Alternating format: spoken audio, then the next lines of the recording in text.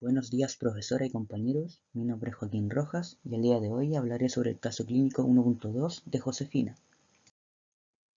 Bueno, Josefina es una joven estudiante de 17 años que acude al consultorio por presentar acné facial de 6 meses de evolución, refiriendo que anteriormente fue tratada sin mejoría alguna por un especialista. Entre sus antecedentes ginecológicos se registra menarquia a los 12 años, lo cual es la edad promedio, con ciclo de 28×3, lo cual es bastante normal, y no ha iniciado vida sexual activa y tampoco usa anticonceptivos orales.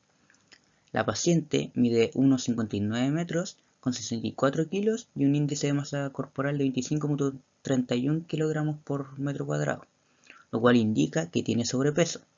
Lo normal para su estatura son 62,9 kilos como máximo. Tiene una presión de 130/85, lo cual está elevado, y 89 latidos por minuto, que está dentro de los rangos normales. Se le prescribe isotretinoína 10 mg cada 24 horas por 3 meses, el cual es un fármaco usado mayoritariamente para el acné severo o quístico. Eritromicina gel al 4% cutáneo por las noches por tiempo indefinido, que es un antibiótico activo frente a Propionibacterium acnes, reduciendo la lesión inflamatoria del acné, y aseo facial 2 veces al día. 5 meses después, la paciente vuelve al consultorio con aparición de nuevos síntomas, como la aparición inusual de vello en la parte superior del labio, mentón, superior de los muslos, parte alta de los glúteos, abdomen y línea alba. Su acné no mejora y además ha padecido cefalea de 4 semanas de evolución. Se le solicitan exámenes donde el LH y el FSH están normales, pero tiene elevada la testosterona. Se realiza una ultrasonografía pélvico-ginecológico-abdominal dando resultados normales. Semanas después, se agrega al cuadro clínico estrías violáceas gruesas en espalda, piernas y abdomen, palpitaciones, visión borrosa y disminución de los campos visuales, además de alteración en su carácter como irritabilidad. Es transferida al servicio de endocrinología. El especialista encuentra una paciente robusta, con aparente sobrepeso de predominio central, cara hinchada, cuello de búfalo, que como se aprecia en la imagen es una especie de protuberancia o joroba en la parte dorsal del cuello, además de los síntomas anteriormente mencionados. El médico especialista solicita exámenes de laboratorio donde se encontraron las siguientes alteraciones como podemos ver en esta tabla: testosterona total, glicemia en ayuno, sodio, cortisol plasmático matutino, cortisol plasmático vespertino y cortisol urinario, todos están elevados.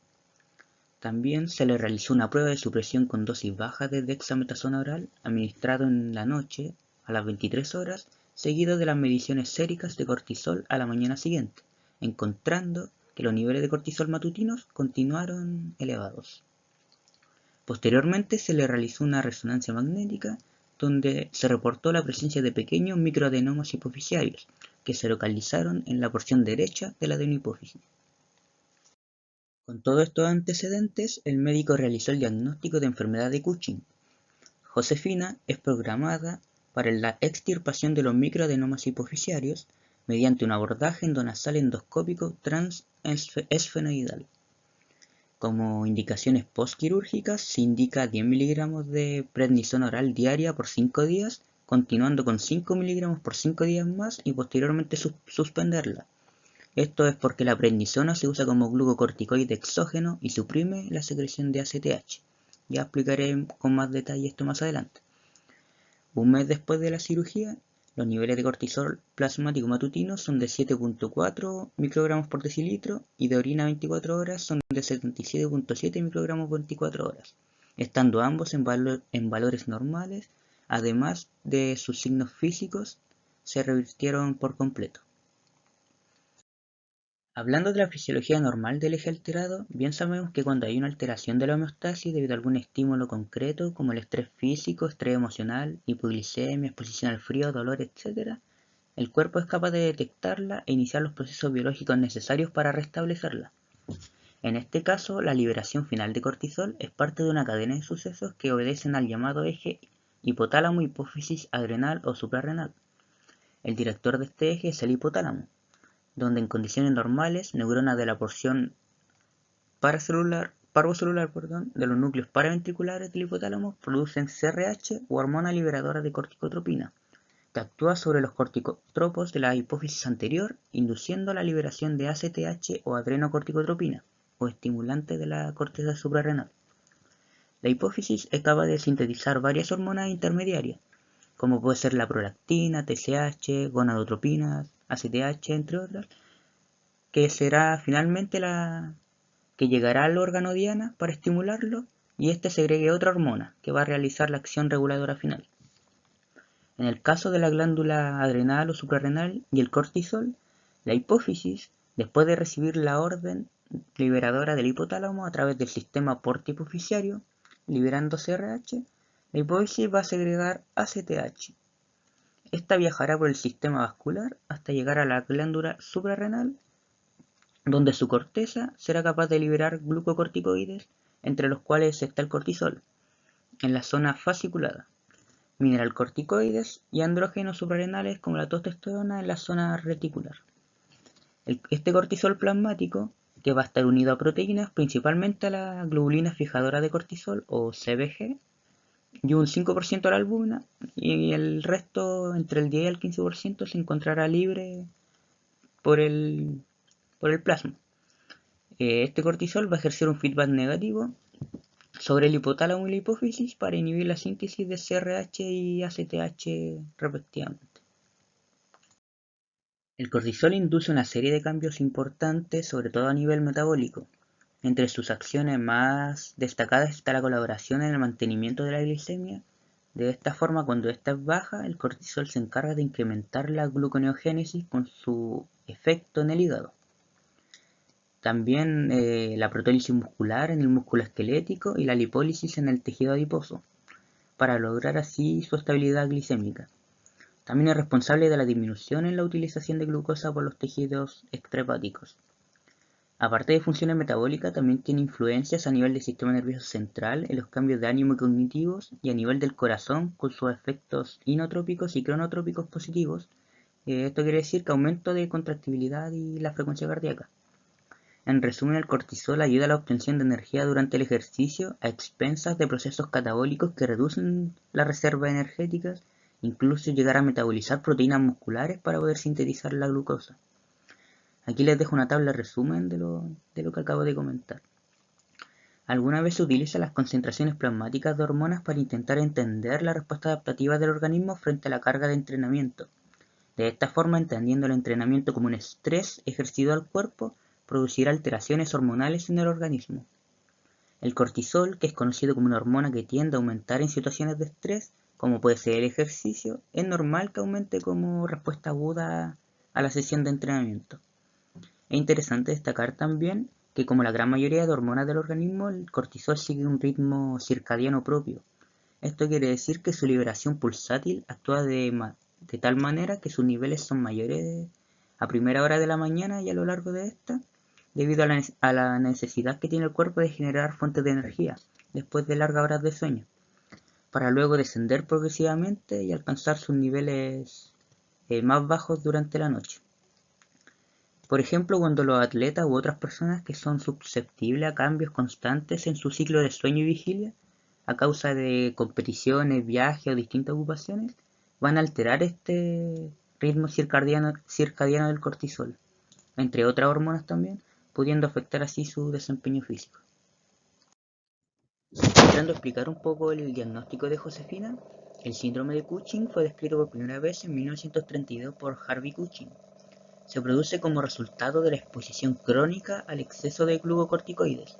Esto puede producirse por la secreción excesiva de ACTH, por lo general por algún tumor en la parte anterior de la hipófisis, y que estimula demasiado la corteza suprarrenal para que secrete corticosteroides. Pero también puede producirse por algún tumor de la propia corteza suprarrenal, que va a hacer que secrete cantidades excesivas de corticosteroides. Hay dos tipos de síndrome de Cushing, el endógeno y el exógeno. El Cushing endógeno se caracteriza por una producción de cortisol en exceso dentro del organismo, en tanto que el Cushing exógeno se presenta como consecuencia de un factor externo al organismo, usualmente al consumo de esteroides con función análoga a la del cortisol, como son los esteroides que se utilizan para tratar enfermedades inflamatorias como lo puede ser el asma y la artritis reumatoide, aunque el Cushing exógeno normalmente es temporal y cede una vez se suspende la terapia con esteroides. Por su parte, el síndrome de Cushing endógeno se puede clasificar a su vez en dos formas principales. Primero, la forma dependiente de ACTH, la cual representa el 80%, entre el 80 y 85% de los casos. La causa más frecuente de este subtipo es la hipersecreción hipofisiaria de ACTH, por algún adenoma corticotropo, o también puede ser por la hipersecreción de hormonas esteroideas suprarrenales como consecuencia de tumores de la propia corteza suprarrenal. Y a esta entidad es lo que se le denomina enfermedad de Cushing. Los casos restantes del síndrome de Cushing dependientes de corticotropina se explican por la secreción ectópica de ACTH y en raras ocasiones de hormona liberadora de corticotropina. La forma independiente de la ACTH, que corresponde al 15 a 20% de los casos, y se debe usualmente a adenomas adrenales y en menor proporción a carcinoma o hiperplasia adrenal, tanto macro o micronodular pigmentada primaria. Esta enfermedad de Cushing, que es la forma más común del síndrome de Cushing, tiene una incidencia entre 5 y 25 casos por millón de habitantes al año. Ocurre principalmente en mujeres entre 25 y 45 años y son quienes tienen 3 a 10 veces más riesgo de desarrollar la enfermedad de Cushing que el hombre. Hablando de las manifestaciones clínicas, la intensidad de los síntomas está determinada por la magnitud y la duración del hipercortisolismo, presencia o ausencia de exceso de andrógenos, la causa del hipercortisolismo y la edad, que los síntomas son menos severos en mayores de 50 años. Entre los síntomas tenemos la obesidad central, que es la característica más común, cara redondeada, cuello de búfalo y aumento de peso en el abdomen, pérdida de grasa en las extremidades, estrías purpúricas o violáceas, irregularidades menstruales, osteoporosis, hipertensión, incremento de andrógeno en mujeres, que esto se va a traducir en hirsutismo, acné y signos de virilización. En hombres hay una baja de la libido y cabe recalcar que cuando la causa es un adenoma hipofisiario, como es el caso de Josefina, este puede dar lugar adicionalmente a dolor de cabeza y alteraciones de la visión si es que existe compresión del quiasma óptico, razón por la cual Josefina tenía visión borrosa. Los síntomas aquí marcados con tic son los que poseía Josefina. La evaluación mediante las pruebas de laboratorio debe estar encaminada inicialmente al diagnóstico de un estado de hipercortisolismo autónomo antes de intentar determinar la causa con el fin de evitar diagnóstico errado y un tratamiento inapropiado. Ninguna de las pruebas por sí solas son diagnósticas, unas poseen mejores sensibilidad y especificidades que otras, y usualmente se requieren varias pruebas antes de establecerse un diagnóstico certero. Entre las pruebas encaminadas hacia diagnóstico tenemos la prueba de tamización, que su principal objetivo es delimitar el grupo de pacientes que sean sospechosos de padecer un síndrome de Cushing, es decir, pacientes con manifestaciones clínicas sugestivas de un Cushing. Cortisol libre urinario de 24 horas. Recordar que el 10% que no está unido, el cortisol que no está unido es la fracción libre, que corresponde al pool fisiológicamente activo. Esta fracción libre es la que se excreta finalmente por los riñones, aunque la mayoría se reabsorbe a nivel tubular, al nivel tubular proximal y solo un 1% se elimina. Supresión con dosis bajas de dexametasona.